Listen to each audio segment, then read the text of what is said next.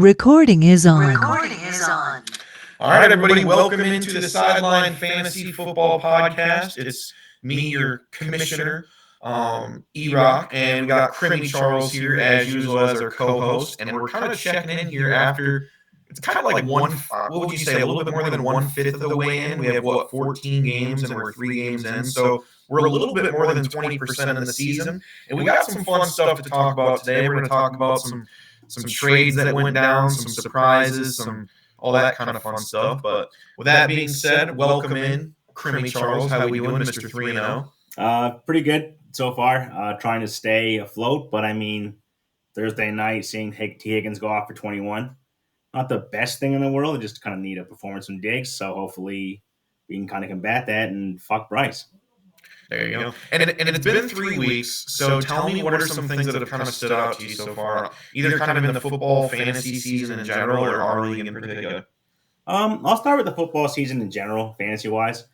I mean, we kind of thought this might be the case going into the year, but a lot of running backs and like top-tier running backs have been pretty underwhelming so far. The likes of Henry, Kamara, Eckler, CMC, Jonathan Taylor, those guys aren't off to such a hot start.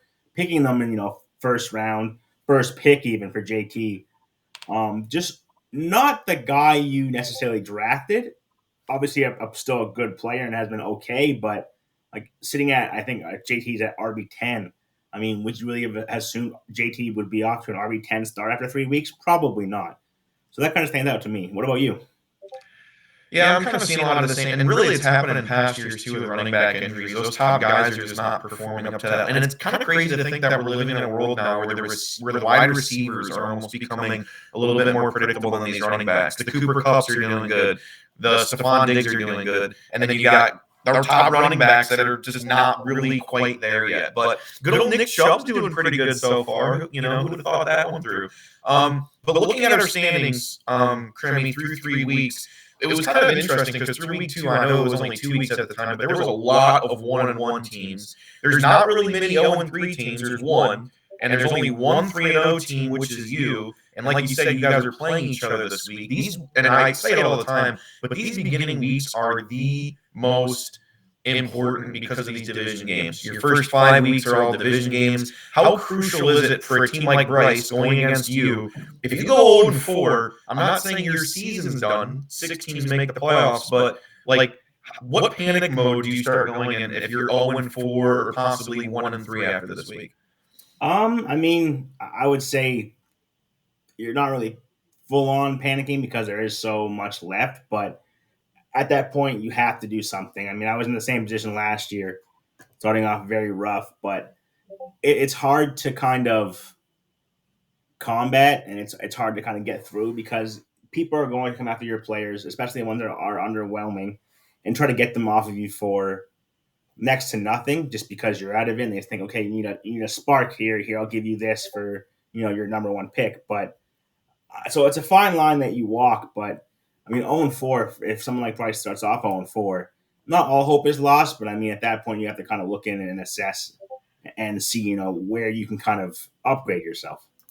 Well, it's interesting, too, because like I said, if Bryce starts off 0-4 somehow, and you're 4-0, pretend Chop Squad goes 3-1, Dana's 3-1, you got 10 games left, and you're 3 games back of a playoff spot. That's not necessarily easy to make up, especially when these are division games. These are games you're going to look back on later where you're not getting those tiebreakers. You're not being able to do that. So that makes it really, really tough. I always like showing the breakdown thing, too, if you don't mind popping over to that. Because I know I mentioned it every year, but the breakdown's a really cool thing, which shows, obviously, how well you would do against each member of the league each week. And it's kind of interesting to see what do we got? We got Trey at 2-1. I'm 1-2. I believe Jay's 1-2. So based on the breakdown, 2 of our top teams are 1-2 on the season. So obviously, it's matchups. It's all good. I know Kyle's screaming roto right now. But if we scroll down to the bottom, what does the bottom of the breakdown look like just for fun? We got Dana in the middle there, Tyler, we consider one of the worst teams in the league. And there's Bryce, 0-3, probably should be 0-3. We got Rob down there, Dana down there, and then Kyle kind of bringing up the pack. I always like looking at the breakdown. I think it's kind of interesting. It's kind of Kyle's roto in a sense. It is what the breakdown is. But any last thoughts before we kind of dive into some of these trades that happened? No, I feel like things are still pretty close for the most part. No one's kind of running away with anything yet. So, all right, let's start shredding people. Let's start shredding people. Yeah. Let's get to these trades. All right, let's get to these transactions. I believe the last one we did talk about was the one between me and you, the Thomas and St. Brown and Brown one. So let's go to let's talk about that real quick before we start diving into the trades. You kind of mentioned it a little bit where you were talking about guys just trying to get guys on the low or get guys while they're high. That's fantasy football in a nutshell. But when do you start taking this season into stock? I mean, do we need to be 4 or 5 weeks in where they're a top 5 or 10 guy at the position? Can you go, okay, I believe that now? How much longer do you kind of hold on to these big names that are maybe underperforming before you go, you know what, maybe they're just not there anymore. Maybe I do need to start making a move. Because so many guys I feel like are holding on to guys for maybe good reason, thinking I know they can do better. I know they can do better. They're not. We're about almost a third of the way into the season. When do you start thinking of those things? Do you start putting stock into it real fast? Yeah, I think so. I mean, to me, I think 3 weeks is a pretty good sample size. Depending on matchups, obviously that might kind of skew things a little bit here and there. But I mean, if you don't have somebody performing after the first 3 weeks, there's nothing saying that they won't. But somebody like it's mainly rookies too. Somebody like Amon-Ra St. Brown on your team. He's the wide receiver 4 right now. Last year, at the end of the year, he produced. Beginning of this year, he's produced. But his last year, he didn't really produce until I believe it was like week 10. So, like, there are some unknown guys that I give wiggle room to, but, guys like a JT, a McCaffrey, a Cooper Kupp, like the guys that you pick to produce right away. I think 3 weeks, 4 weeks in, you kind of know what you're getting and where the trend kind of is headed at that point. And I think it'll be fun. It might be a little too early to do it, but I think maybe in our next show in a few weeks, we should look back at the draft a little bit and go, wow, this guy was maybe reached a little too high. This was just kind of look at that a little bit. I think would be interesting. So let's look at these trades. The first one that pops up since we've talked is a week 2 trade. That was, of course, between you. Who would guess that, right? You traded with Dave. Okay, you traded him, his Charger guy, Mike Williams, and Hunter Renfrow. You got a Raider back in Waller and Sanders. Take me through your thoughts on why you did that. Dave kept bothering me. No, he did keep coming at me for Williams. I felt like I could get a better, well-rounded roster with Sanders just because I did have Hollywood Brown on the team still as my wide receiver 1, essentially. Not that it's the greatest thing in the world, but tight end was pretty much the big piece there. Obviously, he didn't stick around for long, but having a tight end, I've learned even now after 3 weeks, one of the good ones is a luxury. I mean, having to sit here and play Irv Smith, sit here and drop Njoku the week before he pops off, like it kind of gets to you a little bit. But I mean, at that point, you kind of know if you don't have an Andrews or a Kelsey, I mean, even getting to the Waller territory, you're kind of, you're just kind of grasping at straws. I mean, even Kittle, Waller, Pitts, even now, like those guys aren't guaranteed points, whereas someone like an Andrews or a Kelsey is. So I kind of just went for the luxury of tight end, and again, that was kind of the most intriguing thing there. And I've never been a huge Miles Sanders fan, but he's producing so far this year. He's probably had 2 good weeks, 1 not so good week. So you essentially got an elite tight end and a pretty solid running back so far this year for Mike Williams, who's, who knows what that'll bring, but I'm more of a Keenan fan than Mike, but obviously that's worked out great so far. But Mike Williams, a couple touchdowns in the year, 2 really low yardage games, though. As I said before season, he's a very home run or miss player, and obviously Renfro's kind of been, everyone was really hyped on Renfro this year, but not quite producing in that extent either. So right now, I'd probably give you an A on the trade and Dave a C, which we'll kind of see how that turns out in the power rankings later. Can't really grade yourself too much, but let's look at this next trade where you then shipped off Darren Waller. Okay. Darren Waller, Kamara, and Elijah Moore, right? Is that what that's saying? Yep. For Diggs, Njoku, Jacobs, and Gainwell. That was with Kyle. We know Kyle's usually looking to get the best player in the deal. Was that what he was doing here? Yeah, I mean, Kyle came to me with this trade. He really wanted Kamara and Waller, so he offered up Diggs and Joku and company. Elijah Moore wasn't really a piece that I wanted to give up, but he, in his own words, said, "This gets it done." So I decided, okay, that's fine. I'll kind of part ways with him and try to pick up the pieces elsewhere. But yeah, like Elijah Moore, the emergence of Garrett Wilson has kind of pushed his stock down a bit. So I mean, I'm not too mad at letting go of him. At the time, I was, but I mean, again, it kind of also came into my mind that the trend for receivers being those weak winners as opposed to running backs this year was kind of going up. So I figured, I mean, you're getting Diggs, you're getting a high volume pass catcher and a really good offense. I'll take the chance on that every day of the week. And really, I mean, I don't know if you look back on your other games, but if you didn't make this trade, you're probably not 3-0 without getting Diggs, right? I mean, really looking at all these other people in the trade, Waller's been okay, Kamara's not been good, Jacobs has been fine, he's on your team now, Diggs has been amazing. I mean, really, Diggs has been the only big difference maker in this trade, and you can maybe argue in Joku last week, but that's kind of it. You're probably not 3-0 if you don't make this trade, right? No, I agree. I truly do think that this trade has put me in the position to be 3-0. Week 1, I stole a win. That wasn't really a pretty game.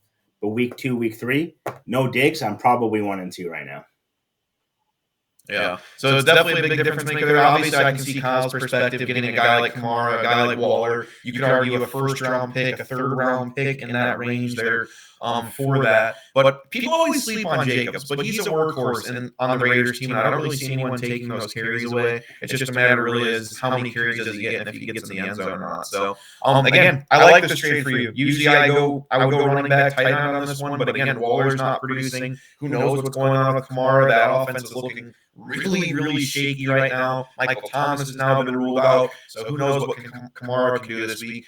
I mean, right now I got to give you again A minus, Kyle B minus. I think it's a little too early to really give a full firm grade on it because he did pick up good pieces. It's just a matter of them again producing week 3. Any last thoughts on that trade? No, I would agree. I do think that right now the trade looks better for me, but obviously down the road, Kamara being so efficient, that definitely can change things for sure. And then it's crazy to think too that. Go ahead. Oh, sorry. I was going to say real quick. It's crazy to think too that Waller has only had one game over 10 points, but again, he's still tied at number 5. That's I mean, that's the thing too. That shows the gap between those two tight ends and everybody else. Just because you have again Andrews, Kelsey, everybody else, and it's like with the names there. Like, do you trust the names now at tight end, or do you kind of trust matchups? I mean, I don't know.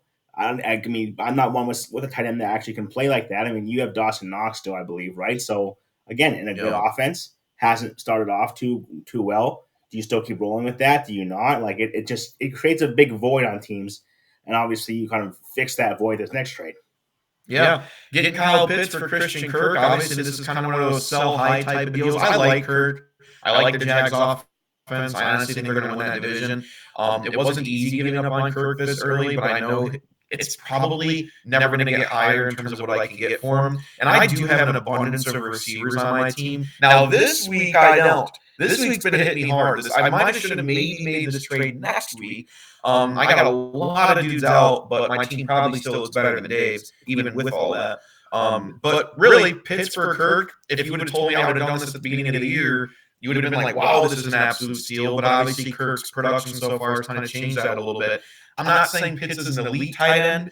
Not saying I didn't like Knox either, but I just felt like I could get the high upside on Pitts. I think he really is the number one target there, although London has looked really good. And I think they're going to start getting him more catches. What do you think? Yeah, I would agree. I mean, the way your team looked and still does look when it's healthy gives you the ability to make this trade. Obviously, this week it kind of bit you in the butt with no Thomas, no Amon-Ross. Now you're kind of scrambling at that point. But, I mean, with those guys in the fold and those guys healthy, I think it's a no-brainer. I mean, Christian Kirk is a player. I think that he is the real deal. I think he will have a really good season this year. Again, they paid him all this money, give him all these targets. I mean, he's going to be productive. But just having the luxury, again, of tight end, putting that guy in there, locking him in there no matter what matchup you have. It's just something that I wish I could do, but you really can't do that with many guys. There's probably 5 players in the league you can do that with. So getting one of those guys, and again, Kyle Pitts is a solid talent on an offense that's likely going to be down most games. So I mean, the passing volume is there. It's just a matter of can they get him the ball. Right, exactly. And if Kirk does end up being a top 10 receiver, I might kick myself in the foot. But I do like this move because, again, it allows me to start Pitts. I was kind of having to do, I mean, it's a good problem to have, but I was kind of having to pick and choose which receivers I wanted to start week in and week out. Still kind of have to do that, but I was able to kind of, just like you said, secure that tight end spot and not worry about it. So that kind of does it for the trades. And again, kind of what I was talking about before we talked about the trades was, when about do you think this is going to really start heating up on the hot stove? Do you think week 5, 6, 7 is going to start really kicking in? Or do you think there's always that hesitancy early? Except from you, of course. You make 10 trades before week 1 starts. But it's just getting guys I believe in. But I do think that the levee breaks at the end of this week. I do think that if someone like a Bryce is 0-4, he'll make a trade. If someone like Peter or Kyle falls to 1-3, they make a trade. If someone like you or Jay falls to 1-3, with the pieces that you have, I mean, in your mind, do you then make a trade to try to somehow, some way, make a splash and get a solid player that can kind of win you weeks? I'm not here and there, but every week, like, do you do that at 1-3? I mean, it all depends too. If someone like Rob or Tyler wins, if those guys are 3-1, you're 2 games back, 5 weeks in. What's your mindset? What do you kind of go for at that point? yeah, it's going to make it interesting for sure. I have a lot of faith in my team, so I think even if I did fall to 1-3, I think I would hold for it. But it's definitely a question to think about. Let's take a look real quick at the ads. I don't want to spend too much time on it, but it's kind of interesting to look at. I will say this: don't spend that many points on a defense. I don't know what it was last week. I think it was last week, or this week actually. No, yeah, last week. Jay spent 8 points on the Eagles defense. Like, it's just interesting because all these points can really matter later in the year if there is a running back available, and if you even have one less point than someone else. Interesting. I had to drop him a spot on the power rankings because of that. But it's interesting to see. Obviously, you had Tua picked up for 12 points. What is there any of them that kind of stand out to you so far this year? Obviously, week 1's always the big one where you're kind of like, all right, is there a running back out there? Is there something I can get? Really, this year, there was no like, wow, that dude's the running back. You got to spend points on him. I don't want to say been a dry free agency so far, but there really hasn't been big guys that have really stepped up and been like, that's going to be the difference maker. No, and you kind of see that in these transactions too. Someone like Jordan Mason, who didn't really get work, but Peter's taking a shot on him potentially getting more involved with Mitchell being out for the next month. 6 points. I mean, I feel like that's somebody you can probably grab for $2. Eagles defense, eight points. Probably grab them for $1 or $2 at the most. Dave, desperate move here. Tyler Algier, 10 points. I mean, again, hasn't shown anything really. I mean, the dude had 3.5 points and 3 points week 2. Like, he hasn't shown any flashes. Like, I don't think that there's been I don't think there's been a lot of people who are going to make waves that have been picked up on waivers using money. I think a lot of the moves that have been made this year so far are kind of guys that have been picked up in like the little cracks here. I mean, someone like Zay Jones, he's been pretty solid all year. He was a free agent, just picked up for free. Brian Robinson, no one wants to be able to grab Brian Robinson and stash him. No one was able to because Kyle went out and got him. Someone like Dobbs for me, again, he was free. Zach Moss may be able to make some noise in that backfield. He was free. I mean, like a lot of Dobbs for Kyle. It looks like Dobbs for Kyle. He had picked him up, and I guess he dropped him. This is week 2, so going into the third week, I had picked him up. Because I thought Kyle spent a lot of points on him. I thought I read that, but maybe he didn't. I know he did in the keeper league, but I thought he might have here. Yeah, no, he's not here because I had him. But even this past week, I mean, like Zay Jones was picked up and picked up again for $2. And Njoku has not 20-point game, $11. But like again, it's a tight end who isn't necessarily going to be guaranteed any sort of volume. Mind you, that he'll get targets because that offense is run the ball or throw it to Cooper or Njoku.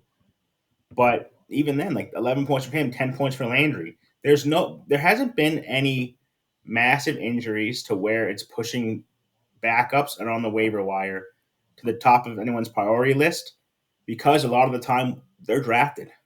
Right. Like this week would have been Khalil Herbert. Bryce had him. People have these guys already because they're already embracing for these injuries, which it sucks to have to do. But at the same time, it's good to see we don't have to go out and get these players because not many players are getting hurt. Right.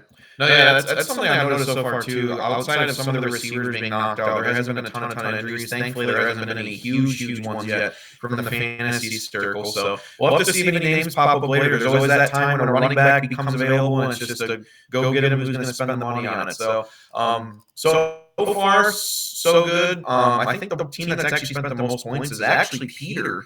Which is interesting. No, Jay spent 34. I forgot. That's right. He spent 8 on a defense. So he spent 34 points so far. Peter right behind him at 25. Still Rob, 0 points spent. Even you've only spent 2 points. So kind of interesting there. Let's start looking at the standings for fun. Let's actually go to Division 1 first. We're not going to break each team down player by player. We've done that. But let's look at from the bottom of the standings up. And let's look at one thing each team needs, okay? So let's look at Bryce's team first. And some of these teams might need more than one thing. But just from quick glance, whether it's looking at the bench, looking at the roster, what does this team need, Krem? This team needs consistency. I mean, the roster, looking at it, looks like a solid roster. And I know I said that from the beginning. I had Bryce ranked fairly high. You had him at 2. Yeah, you had him at number 2. I had him up there. I had him higher than myself. But it's just still consistency. This team on paper right here looks like a solid roster to me. I mean, you could probably use another running back just to kind of give yourself some flexibility. You really have James Conner, Dalvin Cook, and then Chase Edmonds is kind of your only real backs. Khalil this week, yes. And Khalil might actually help his team quite a bit because after seeing what he did last week, the Bears have to give this man more tick. There's no way they don't. Even when Montgomery's back, you've said it a million times, you love Herbert more than you love Montgomery. So eventually this guy, I think, will supplant him and take that job. So that could be, a little sneaky sneak for him. And that could kind of be all his team needs is just for Herbert to take that leap. And then from there, his roster looks much better. Yeah, that would be huge for him because I think guys I know a lot of people have been riding Chase Edmonds, but I've never been a fan of Chase Edmonds. He's now played in 4 games. He's hit 10 points once. And it's really very touchdown dependent too. The week he did get 10, it was 2 touchdowns, which is 12 points. The yardage is not there at all from Chase Edmonds. Raheem Mostert, I feel like is more of the quote-unquote starter there in Miami rather than Edmonds is right now. So he really, like you said, I agree, needs Herbert to step in because I think this team looks okay on paper. I just feel like it's missing stars. I mean, Dalvin Cook, yes, is your star so far, and he's running back 24. He's been admirable, or he's been fine so far, not bad. But this team's just missing a little bit of star power. I think that T. Higgins start gives him a nice little boost. Maybe CeeDee Lamb against Washington can get going. We'll see. Good receivers, Cooks, Lockett, Higgins, Lamb. I love that. I love Cook. You know me, I'm not a James Conner guy, but I agree with you. If Khalil Herbert can step in and really take that role, that would be huge. But if he again gets relegated to kind of that spot back behind Montgomery, then who knows what will happen there. So I agree. I think Bryce desperately needs some consistency there, and Herbert could definitely bring that for him. All right. We're gonna wait. Should we wait till power rankings at the end, or should we tell them where we have each team as we talk about them? I feel like a grand reveal at the end is probably the best case scenario. All right. Let's do it. Let's go to the next team up the standings, and let's go to Pistol Pete's platoon. Averaging right, he's at 299 points. He's averaging just 100 points a week. I'll start off on this one. I think his receivers are fine. I think his starting running backs are okay, but man, he needs running backs. I mean, he just needs them. I mean, can you really sit there and count on A.J. Dillon and Javonte Adams week in and week out? I don't think you can. I wouldn't necessarily be confident that I could do that. Again, we're going to be saying this a lot, but underperforming A.J. Dillon, kind of unstartable week 2 and 3, not that good. Javonte Williams for being, what was it, his second round pick, right? Running back 17. Doing okay. I mean, all right. And then you got Rashad Penny, Garrett Wilson in your flex. Doesn't look sexy. I know Garrett Wilson's done decently so far. Hopefully he can keep it up for him. But he's got 4 wide receivers on his bench, 2 running backs that aren't really in the game plan at all. He needs good running backs. Yeah, What do you think? agree. I would agree. I mean, the running back depth isn't there. But that's not even my takeaway. My takeaway is, again, and I'll go back to this too often. The Allen Robinson, I believe it was his 4th round pick, Allen Robinson, right? It might have been his 3rd. I don't know. It might have been It has to be his 4th because there's no way Pittman dropped to the 4th. I don't think. Well, did he go? Okay, it could be his 4th. Then you might be right. I think it was his 4th. But even still, he's sitting on your bench in week. You can't have your 4th round pick sitting on your bench in week 4. No, especially in a high power offense like that. I know he's not getting love, but if that's what's going on, and I know maybe because he's playing San Fran, you want to sit him, but it doesn't get any easier. You're playing Dallas, which is a tough matchup as well defensively. You're playing Carolina, which could bounce back, and then you're on a bye and playing San Fran, Tampa Bay.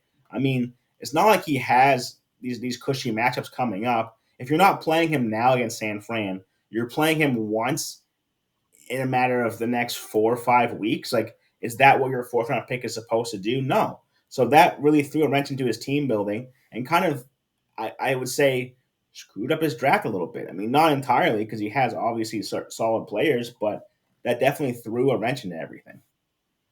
And I'm sure he's looking at the matchups, obviously. Detroit's giving up the most points to running backs, so he's kind of throwing in Penny there. I get that. But I just can't sit there and look at his running backs week in and week out and be like, I trust that. I trust that. Again, I think hit or miss guys. 1 week they're going to do good. The other week they might get 7 carries. Everyone, and I had Javonte Williams last year. I loved him. And I know I've said this a few times. But guys, Melvin Gordon's still there.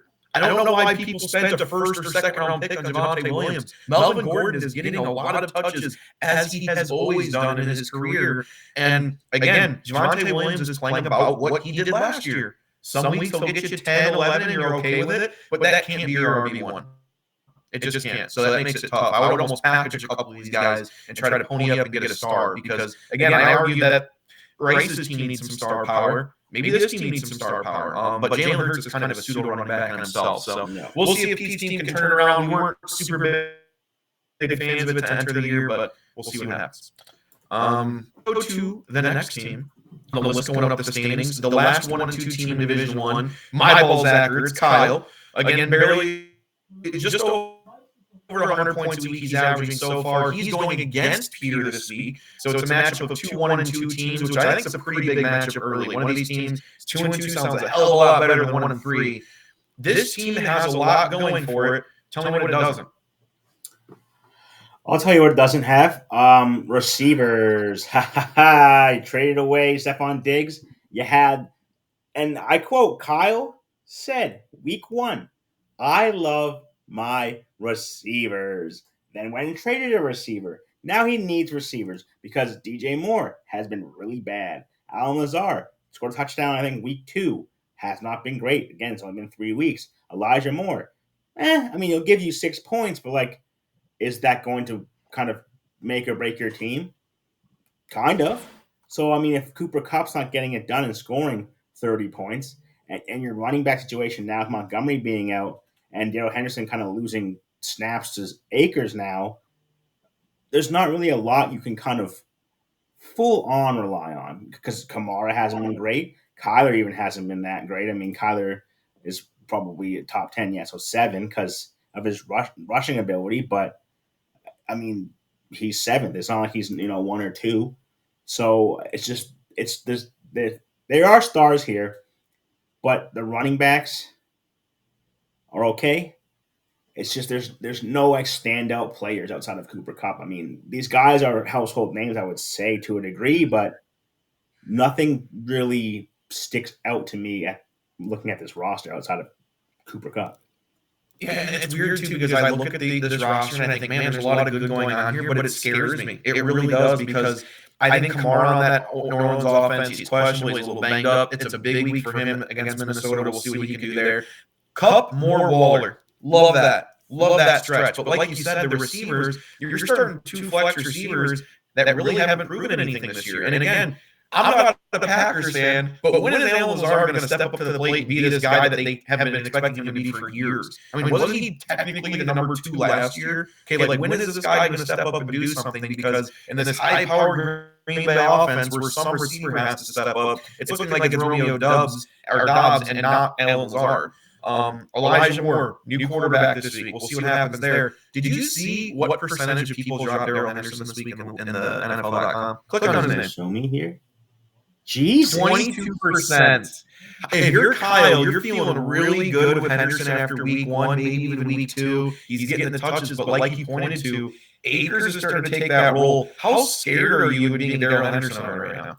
I would be a little bit. I mean, again, I think that Darrell can still get back into a role of sorts, but just seeing that his touches went from what they were week 2 to diminishing to 4 week 3, it's gotta scare the hell out of you. It's gotta scare the hell out of you.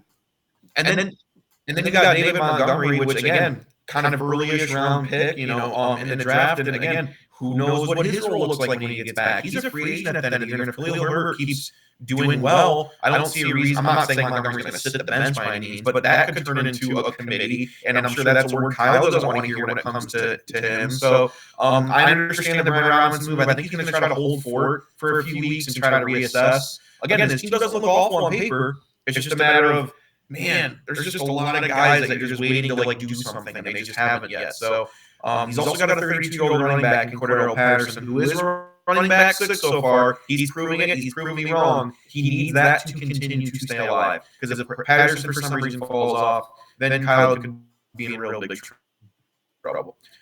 Let's move. Oh, go ahead. No, we're good. Okay, let's go to the next team here on the list. The Brady Bunch. Dana, 2-1, lost game 1, won the next 2. He's going to be going against Trey this week, so 2-1 teams going at it in that sense. Looking at this team, what do you think? What's it missing? He's already got 2 guys going this week, and he can't be too happy with the performance. But what else we got? It's just missing. It's hard to say because I don't hate the way it looks. It's just missing, I would say, a quarterback for sure, because Cousins and Carr have been middle of the pack. That's a given. It's just missing Eckler being Eckler, man. It's just missing Eckler being Eckler. If Eckler was being the back that he was last year, even with Dana's roster that I don't necessarily love the looks of it on paper, I can see why Deontay and Waddle would be your wide receivers because they're big play guys. Deontay gets peppered with targets a lot of the time, and he can make incredible grabs. Waddle has been fantastic so far outside of this last week, and Boyd has been surprisingly good. So getting Christian Kirk into the fold there, giving you kind of some flexibility. Once Chris Godwin comes back, I feel like that's a really good player to be able to slot in here once the bye weeks hit. And if you really wanted to move off somebody, you have the ability to do so. It's Eckler, and it's just some running back depth, I would say. You don't have anybody outside of Eckler, Pierce, and James Cook. So if James Cook takes that job, cool, you got that. But having those 2 guys and not being able to get off of one of them, mind you wouldn't take Eckler out, or Pierce either. So you're kind of stuck with those 2. You don't have any flexibility there. That's probably the biggest thing that I would say Dana's team has. I would agree. I think running backs is something to look at because, like you said, Eckler, Pierce is still improving. He started to come around a little bit last week with the 17 points. I'm sure he loved to see that. But like you said, there's nothing behind that. And Eckler has been injury prone. He's shown it this year already. So I like some guys on the bench, Godwin, but here's the thing. I thought I liked tight ends. Dana loves tight ends, apparently, because he had Andrews, he had Pitts. Now he has Conklin on his bench. He's got Everett on his bench. And I'm not saying that these guys aren't good. He's got a lot of top 10 tight ends on his team. But me and you know, everyone in the league knows that nobody's going to give up a fork over a ton for a tight end. They're not. And you see really any week that Dana is not going to start Mark Andrews. So I'm not saying that there's necessarily better options in the waiver wire market, but at some point, rostering 3 tight ends is just not the way to do it. He's got to get more running backs on this team just for safety measures, just to get something going here, because it is a little bit scary if one of those guys goes down. I like Dana's team a lot, but it's a little thin, I guess you could say. So I like it, but that is one team that cannot have injuries. So be kind of interesting to see where we have them on the power rankings there. Let's go to the next team, Krim. It is going to be Chop Squad, your brother, 2-1. He plays Dana this week, and based on two of Dana's performances so far, he's got to be feeling pretty good about getting to 3-1. Tell me about his team and what you think's going on there. It's weird because I don't really like the roster the way it is. However, it's just working. I mean, Burrow has been a pretty solid quarterback. Antonio Gibson has been not as bad as people thought. I mean, given the role he has, sure he's going to be a top 15 running back just because he's getting in the end zone the last 2 weeks. Najee Harris is Najee Harris. I mean, he's going to kind of just be there. And even like Devontae Adams being kind of lackluster last week, he was still okay with it. I mean, I don't know what it is. I think his team needs another like an established running back, like not like a star, just somebody else to put into this flex because you can't sit here every week and play AJ Brown and Devontae Smith. You could probably move one of these two guys to get that running back, but you kind of are handcuffing yourself there. I just think it's missing another running back, even though Michael Carter is there. I do see him ceding work to Breece Hall. That's kind of a big deal. So if that becomes the case, you're now into a Dana situation where you have two backs. You have to play them every week. Is that Brian Robinson coming back now? What happened with Gibson? You have just Najee Harris kind of to rely on. You're putting yourself into a corner there. So, I mean, a move for a back is kind of really all this team needs.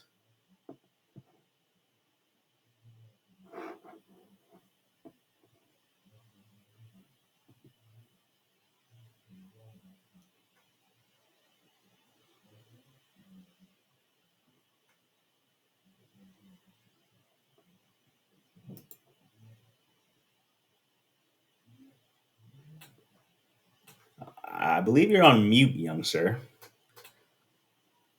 There we go. Dang, how about that? Yeah, I would say he's got to pull off one of those Eagles receivers. He's got to. You cannot. Jalen Hurts is not going to throw for 300 yards. He's not going to go out there and chuck over a ton of passing yards. You got to pull off one of them. Doesn't matter who. That's just a tough grab to kind of go in week in and week out and trust. I don't mind the backs. I think Gibson's a workhorse. He's been proving that throughout his career so far. Najee Harris, again, I'm just not a fan of Najee Harris, so I know that might look good, but he's been okay so far. He has, but again, touchdown dependent, and that Steelers offense, sorry to say, sucks. I mean, every team going in against the Steelers is going to stack the box against Harris. They're going to stop him, and that's that. So I'm sorry, Najee Harris just doesn't do it for me. But his pass catchers, Adams, Brown, Kittle, Cooper, I do like that. It's a nice solid mix right there. You got Burrow at quarterback, but if you had to say right now for your own brother, Krim, he's 2-1. Is it real or not real? Is this something that we're seeing moving forward? Is he going to keep staying in it, or is this kind of one of them fluke performances? I think it's real. I think that he has a move to make just to solidify his roster further. And there are pieces that he can move, but I do think that at 2-1 right now, it's a real 2-1. All right, we'll see if it can continue. I do like a lot of the names on there. I do. It's just there's just something about it. I don't know what it is. Something about it. Probably the two Eagle logos, but that's my thing. Let's go to the top team in the division. I'm sure you're going to love to hear this. The 3-0 Mahomes still. Jordan Charles, averaging about 110 points a week so far. You do have the third least points scored against you, though. So I don't know if someone's getting a little lucky so far or what have it. Championships, baby. There you go. I'm going to tell you what your team needs. I like it. I mean, I really do. I mean, Mahomes, Jones, Hilaire, I don't really see many glaring holes here. I think you got some workhorses on the bottom. James Robinson's proving he's the guy there right now. Ian's kind of more the pass catcher. Again, never been a huge fan of Sanders, but he's kind of, if you have him as your flex and he's getting 10 to 12 a week, you can't really complain too much. really the only thing I can point to is tight end, and unless you go off and get an elite tight end, which takes something away from your team anyway, I can't really look at any glaring holes. You got Jacobs on the bench, you got Rodgers and Mahomes kind of going back and forth, which could eventually turn into a trade piece right now. I don't want to say there's no holes on this team right now, but I mean, hell, it's looking pretty damn solid. I hate to say it, but what do you got? If you had to point to a hole, what is it? I mean, tight ends the biggest glaring hole. But again, getting up to somebody that I would like to get up to, like a Andrews or a Kelsey, I feel like it's going to cost a lot. So I don't know if I want to shake things up that much. I do think there are solid options out there, but I don't think people are willing to give up tight ends just yet because they're so comfortable with being able to play them every week. So it may be hard to get there. Outside of that glaring hole there, receivers to me, I kind of need to hit on one of these guys on the bench. Like I need to hit on Romeo Dobbs, Kadarius Toney. I keep picking him up and dropping him because I'm like, maybe he plays this week. Maybe he does well. He's out. So like, what do I do there? But I've kind of taken some shots at receivers, before the games start to hope they work out. Dobbs did in that regard, but just the depth at receiver is pretty weak. But when I have Diggs and I have Marquise, as long as those guys are healthy, I don't see myself really sitting them. Yeah, this might be one of the years where all these trades are kind of actually turning good for you. Not that you might have necessarily won every trade, but I mean, you're 3-0. There's no glaring weaknesses on your team from what I can see, and not too bad. Nice little start. So, Crimmy at the top of the division. We'll see where we got him in the power rankings. Let's go to the other division now. Let's start with the bottom team, who I believe did you have him as number one in your power rankings too to start the season? Did you have him as number one as your number one guy? Yeah, I did. You both had them as number one, and look at him at the bottom of the division. But again, let's turn that question around that I gave you about your brother. Is this 1 and 2 performance real? Do you think this is going to continue? I mean, we do see that Tua performance, which is going to hurt him really bad. Do you think this is a team that turns around, or is it a sinking ship? I think it's a team that right now turns it around. Right now, as things stand, they turn it around because a lot of these names are performing well still. McCaffrey, even though he hasn't really been great, I mean, he's still RB11. Fournette, same thing. He's top 15. He's RB4, or he was, actually. He must have just been knocked down. So he's 20. So, like, those two guys, you're not really going to not play every week. And they're both in decent matchup this week, so that kind of can help. But again, Tua, it's unfortunate 2.4 is bad. But I don't know what to do with this team. I don't think that they're going to stay at the bottom of this division. But I also think that something has to happen if they fall to 1 and 3. I just don't know what.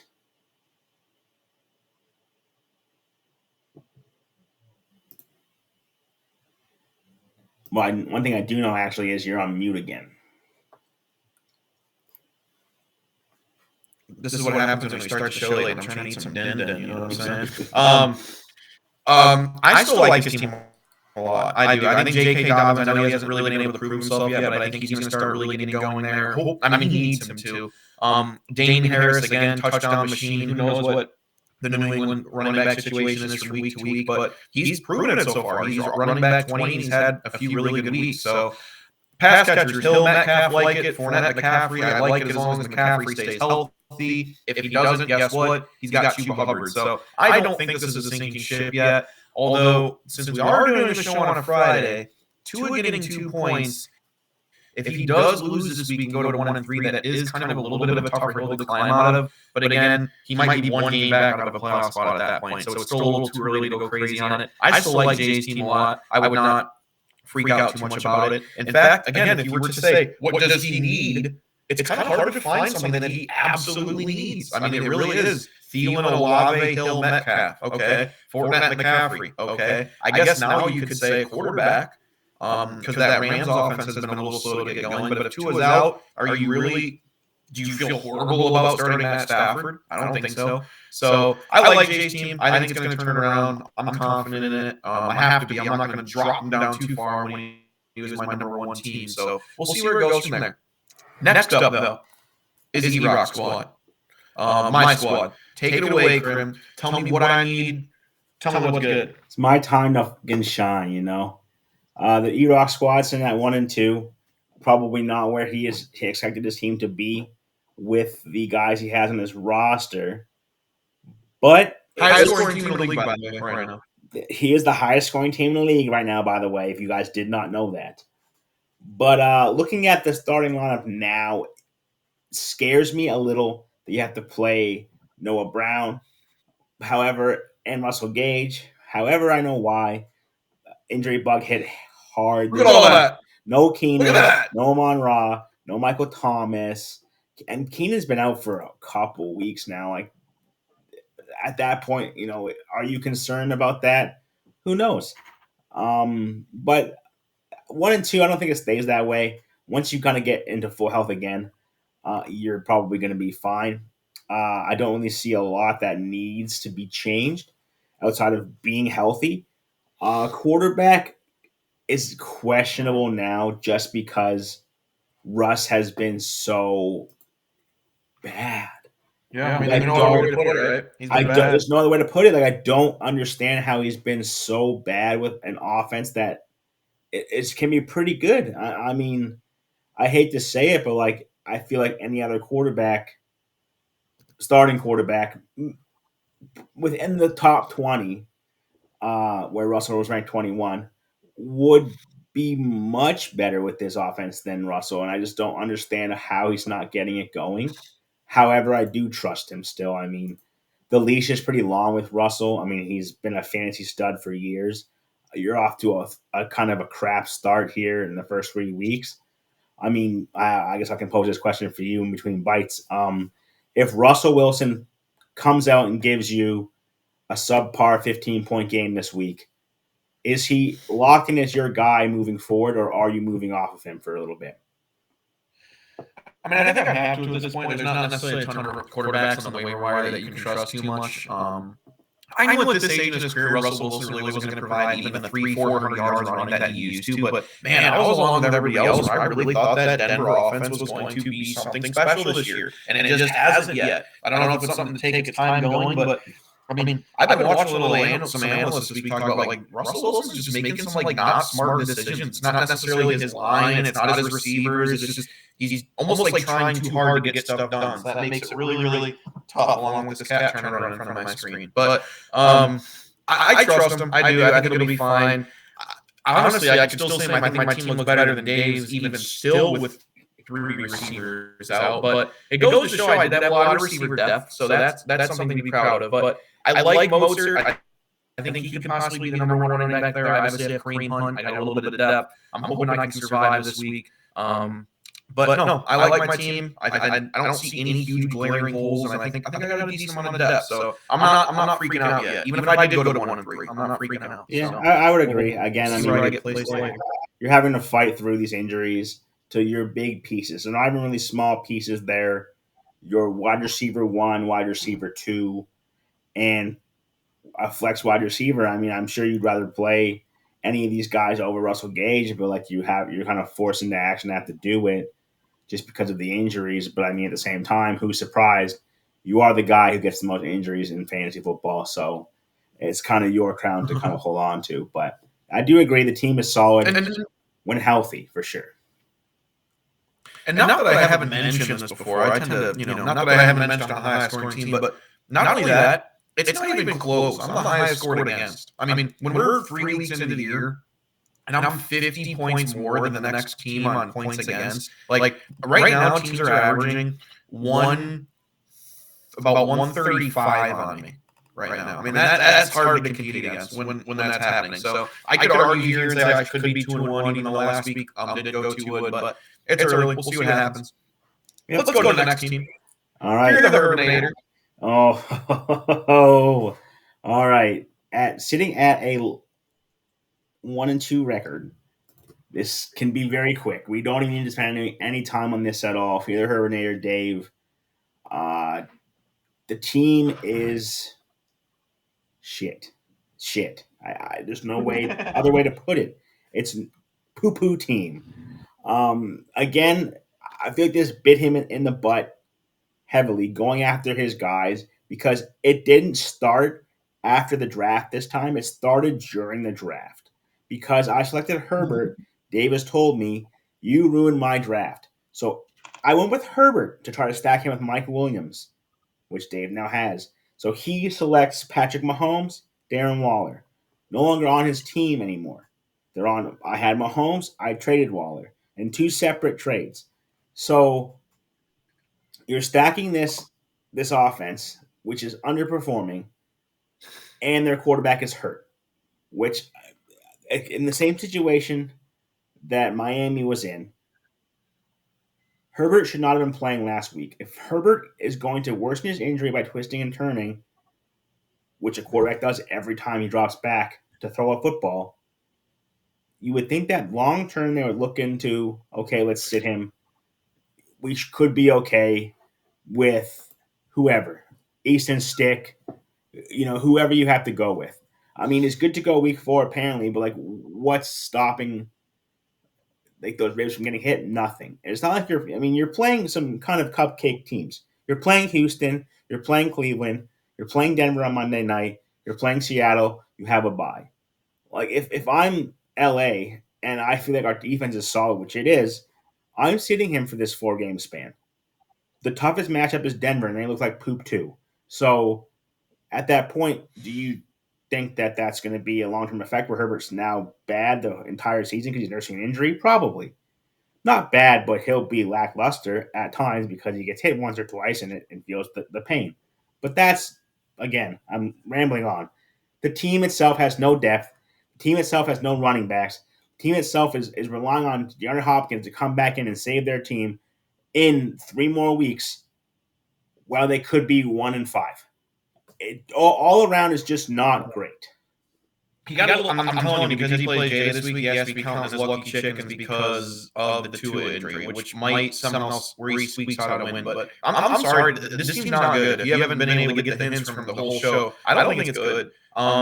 Again, Swift, Jamal Williams, whatever, throw whatever. You can argue Barkley Swift is a fine combo there, but I don't think Mike Williams is a number 1 fantasy receiver. I like Jerry Jeudy a lot. I'm not sitting there confident with him as my number 1 fantasy receiver. Robbie Anderson, Greg Dortch, like he does not have a true number 1. And when DeAndre Hopkins comes back, you know me, I'm a Hopkins fan more than anyone else. Is there any guarantee he's still the number 1? I mean, really, is there? I'd like to think so. He's got a lot of talent, but I'm sitting here looking at this team. I don't see a true number 1 running back. Barkley's proving it so far. I know I dogged him in the beginning of the year. He's proven it. He's the number 1 back in fantasy. Hopefully that continues, right, for his sake. So maybe that's a silly comment to say I don't see a true number 1, but I definitely don't see a true number 1 receiver here. I don't. Mike Williams is too much of a home runner hit kind of guy. Jerry Jeudy, I like him, but that offense has been shaky. And then Robbie Anderson and Greg Dortch. You already mentioned the depth. Julio's nowhere near where he needs to be. Renfro's been a dud so far. Tyler Algier hasn't shown anything. I do not like this team at all. I just don't. I don't think it's good. I think it's bad, and we'll see where we'll see. Simple and plain, it's a bad team. We'll see where. We'll move on. It just gets worse. You can't trade for players. You don't have the assets. You don't want to give up your top 2 backs, but you need to. Yeah. And like he might squeak away a little. Yeah, I don't. And then, like I said, he might somehow sneak away a second win this week. Yeah, and like I said, he might sneak away a second win this week. So I don't really know what's going to happen. We're going to have to see what happens there. Let's go to the next team, Krim. Let's go to the next team. What do we got? All right. We have finally above 500 team in Chad. Chad being somebody that you and I we were kind of indifferent about, but also not by much, I don't believe. I had Chad at 10. You had Chad at 7. So, I mean, a little bit of a gap, but nothing too drastic as, something like Bryce being at like 11 and 2. But overall, you had him at 2. I did, and I still believe his team is solid. But overall, Chad's team, I don't love the team. But the team has been Lamar. And Dave is the one person in there who goes, if I am playing Lamar, if I did, Lamar Jackson is one of these people who can win you a week because he's so damn good. And Chad has relied on that, and that has given him the ability to be 2-1. Because Chad's team, looking at it on paper, Melvin Gordon, serviceable running back, ETN, serviceable running back, not the same ETN you wanted as you stated earlier in the show. Jacoby Myers, no Mac Jones, Jamar Chase, he's been like for where you drafted him, he's been Travis Right. Kelsey, Travis Kelsey and Lamar have been carrying your team, and that's fine. But that can only get you so far until you have to have these other guys kind of start to keep you afloat and give you weeks that you can afford to have Lamar have 17 and Kelsey have 6. Like you need these guys in the middle to step up. That's the biggest thing I'm looking at Chad's team, and it's just there's no even balance. It's going to be heavy Lamar or Kelsey, or the week is pretty much a dud. Yeah, I'm a little nervous about Chad's team because he does, like you said, have some home run hitters.